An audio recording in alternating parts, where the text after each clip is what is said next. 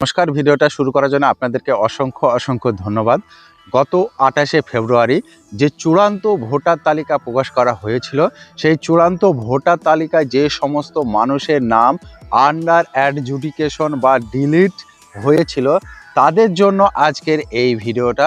জানিয়ে রাখি, সরকার একটি অপশন চালু করেছে যাদের আন্ডার অ্যাডজুডিকেশন বা ডিলিট হয়েছে, শুধুমাত্র তাদের জন্য।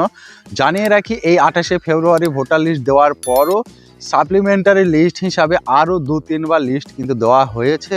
সেই লিস্টে যেনাদের নাম অ্যাপ্রুভ হয়েছে তেনাদের ভালো কথা, তেনাদের কোনো সমস্যা নেই, গুড লাক। আর যে সমস্ত বন্ধুদের এখনও পর্যন্ত ডিলিট বা আন্ডার অ্যাডজুডিকেশন রয়েছে কিংবা ডিলিট ভোটার লিস্টে ফেলে দিয়েছে তাদের জন্য আজকের এই ভিডিওটা। আপনারা অনলাইনে কিভাবে অ্যাপিল করবেন আজকের এই ভিডিওতে আমি স্টেপ বাই স্টেপ আপনাদেরকে দেখিয়ে দেব।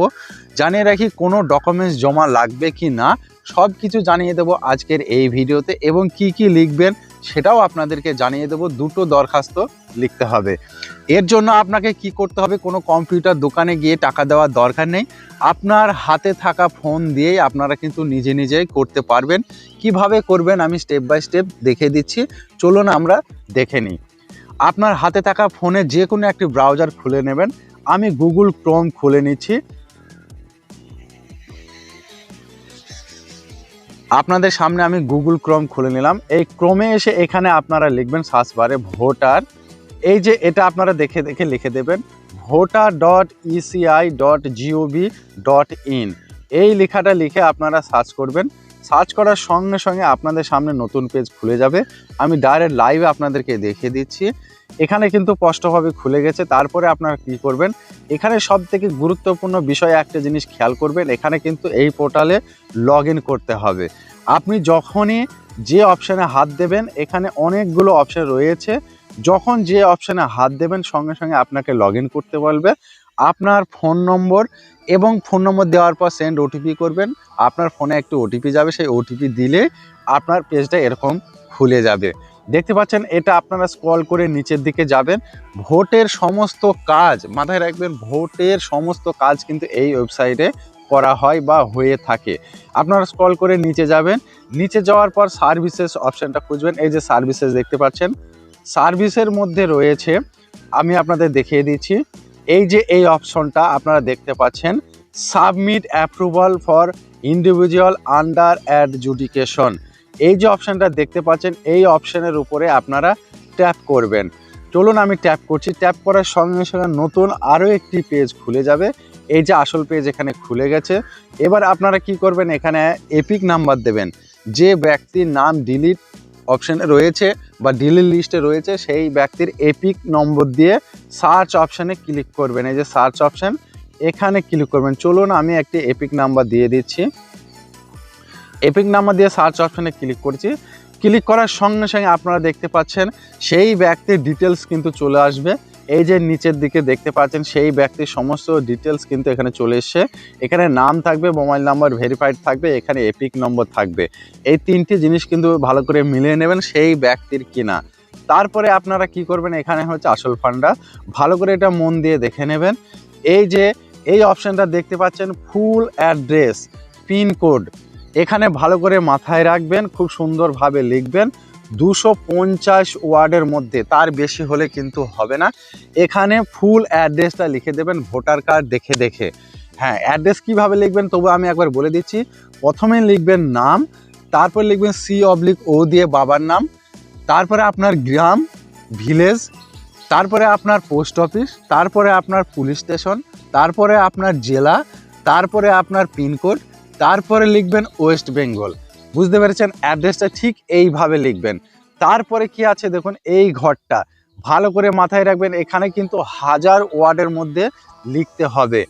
1000 ওয়ার্ডের মধ্যে এখানে কিন্তু লিখতে হবে, তার বেশি হলে হবে না। এখানে কি লিখবেন আমি বলে দিচ্ছি। এই ঘরটায় 1000 ওয়ার্ড ধরবে। এখানে প্রথমে কি লিখবেন, যে ব্যক্তির ডিলিট হয়েছে সেই ব্যক্তির নাম দেবেন এবং তার ঠিকানাটা উপরে দেওয়াই থাকলো, শুধুমাত্র নাম দেবেন।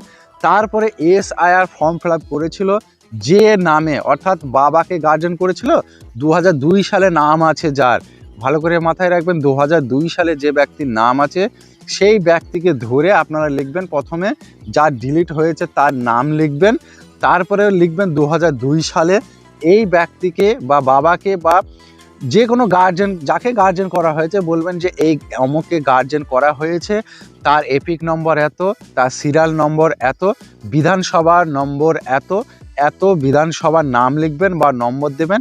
ফুল ডিটেলস কিন্তু আপনারা লিখবেন 2002 সালের, একে গার্জেন করা হয়েছে, এইভাবে কিন্তু পুরো বিষয়টা লিখবেন। আর লিখবেন যে আমাকে ভুলবশত আমার সব ডকুমেন্টস ঠিক থাকা সত্ত্বেও আমি ঠিকভাবে জমা দিয়েছি, সব ডকুমেন্টস ঠিকঠাক দেওয়া সত্ত্বেও আমার নামটা ভুলবশত ডিলিট করা হয়েছে। আমি আপনাদের অনুরোধ করছি যাতে পুনরায় পুনর্বিচারণ করা হয় আমার বিষয়টা নিয়ে। এইভাবে কিন্তু গুছিয়ে আপনি পুরো বিষয়টা এই ঘরে লিখবেন 1000 ওয়ার্ডের মধ্যে। তারপরে কি করবেন, এই ঘরটা দেখতে পাচ্ছেন ম্যাক্সিমাম 500 ওয়ার্ড, এখানে কিন্তু 500 ওয়ার্ডের বেশি লিখতে পারবেন না। এখানে কি লিখবেন আমি বলে দিচ্ছি, এখানে লিখবেন ভুলবশত আমার নামটা ডিলিট হয়েছে, আপনাদেরকে অনুরোধ করা হচ্ছে আপনারা পুনর্বিচার করে আমার নামটা যাতে অ্যাপ্রুভ লিস্টে বা নতুন ভোটার লিস্টে ওঠে তার বিনীত নিবেদন রইল আপনাদের কাছে। আপনারা যদি এটা করে দেন আমি আপনার কাছে চিরকৃতজ্ঞ থাকিব। এই বলে আপনি কিন্তু শেষ করবেন, এই ঘরটায় 500 ওয়ার্ডের মধ্যে লিখবেন, ফুল ডিটেলস লিখলেন এই ঘরে অনুরোধ করলেন যে আমার নামটা যেন থাকা হয় নতুন ভোটার লিস্টে এবং আমি যাতে ভোট দিতে পাই সেই ব্যবস্থা করে দেন। তারপরে এখানে প্লেস দেওয়া আছে, এখানে আপনার জায়গার নামটা লিখে দেবেন, আপনার গ্রামের নামটা লিখে দেবেন। একটা কথা মাথায় রাখবেন, এখানে কিন্তু ফুল ডিটেলসে লিখতে হবে, আমি যেগুলো বললাম সেগুলোও লিখবেন এবং আপনি কোন বুথে ভোট দিয়েছেন, কত সালে লাস্ট ভোট দিয়েছেন সেটা উল্লেখ করবেন এবং কোন বুথ, কোন অঞ্চল বা পৌরসভা কিভাবে আপনি ভোট দেন পুরো ডিটেলস কিন্তু আপনাকে এখানে লিখতে হবে। এইভাবেই কিন্তু দরখাস্তটা লিখতে হবে। আর একটা কথা জানিয়ে রাখি, এই পুরো বিষয়টা আমি বিএলওর সঙ্গে কথা বলেছি, বিএলওর এই পুরো বিষয়টা কিন্তু ইংরেজিতে ফিল করতে বলেছে, বাংলা বা অন্য কোনো ভাষাতে নয়, ইংরেজিতে ফিল করতে বলেছে। এবার আপনাদের জানিয়ে রাখি, এটা 3টে সম্পূর্ণ হওয়ার পর এখানে সাবমিট অপশানে ক্লিক করে দেবেন, এই যে সাবমিট লেখা আছে এখানে ক্লিক করে দেবেন। কোনো ডকুমেন্টস কিন্তু জমা লাগছে না এই মুহূর্তে, এখানে খুব সাবধানে ফিল করবেন এবং সাবধানে সাবমিট করবেন। তারপরে আপনি সাবমিট করার সঙ্গে সঙ্গে একটি রেফারেন্স নাম্বার পাবেন, সেই রেফারেন্স নাম্বার দিয়ে আপনি কিন্তু পুনরায় ট্র্যাক করতে পারবেন আপনার আবেদনটি মঞ্জুর হয়েছে নাকি রিজেক্ট হয়েছে নাকি ডিলিট হয়েছে, সব কিছু কিন্তু ট্র্যাক করে দেখতে পারবেন সেই রেফারেন্স নাম্বার ধরে। একটা কথায় মাথায় রাখবেন, এটা কিন্তু ভালো লোকের পরামর্শে তবেই লিখবেন, কারণ একবার সাবমিট হয়ে গেলে দ্বিতীয়বার এটা কিন্তু এডিট করা যাবে না, এটা কিন্তু মাথায় রাখবেন। আর একটা কথা আপনাদেরকে জানিয়ে রাখি, এটা হচ্ছে অনলাইন এবং অফলাইনেও আবেদন হচ্ছে। অফলাইনে যদি আপনারা আবেদন করতে চান তাহলে এই ভিডিওতে কমেন্ট করুন, আমি আপনার উত্তর দিয়ে দেবো। জানিয়ে রাখি, অফলাইনে যারা আবেদন করতে চান সেই ফর্ম কোথায় পাবেন এবং ফর্মটা কিভাবে ফিল করবেন A to Z আমি দেখিয়ে দেবো। এই যে ফর্ম আপনারা দেখতে পাচ্ছেন, এটা হচ্ছে অফলাইন ফর্ম, ভালো করে দেখে নেন কোথায় কি লিখতে হবে, কি কি ডকুমেন্টস লাগবে, কোথায় জমা দেবেন। যদি আপনারা জানতে চান তাহলে এই ভিডিওতে কমেন্ট করুন, আমি ভিডিও বানিয়ে দিয়ে দেবো। অফলাইনে এটা দেখালাম অনলাইন, অনলাইনে যেনারা আবেদন করতে চান তেনারা এইভাবে আবেদন করবেন, আপনার আবেদনটি মঞ্জুর হয়ে যাবে। এবং সাবধান, ভালো লোকের পরামর্শে কিন্তু তবেই লিখবেন, এটি সাবমিট হয়ে গেলে কিন্তু দ্বিতীয়বার এডিট করা যাবে না, এটা কিন্তু মাথায় রাখবেন। খুব ভালো লোকের পরামর্শে তবে আপনারা লিখবেন। তো এই ছিল আজকের ভিডিও, যদি ভালো লাগে অবশ্যই জানাবেন এবং এই নিয়ে কোনো প্রশ্ন থাকলে অবশ্যই কমেন্ট বক্সে লিখে জানান, আমি আপনার উত্তর দিয়ে দেব। ভিডিওটা সম্পূর্ণ করার জন্য আপনাদেরকে অসংখ্য অসংখ্য ধন্যবাদ। ভালো থাকুন, সুস্থ থাকুন, দেখা হচ্ছে নতুন ভিডিওতে।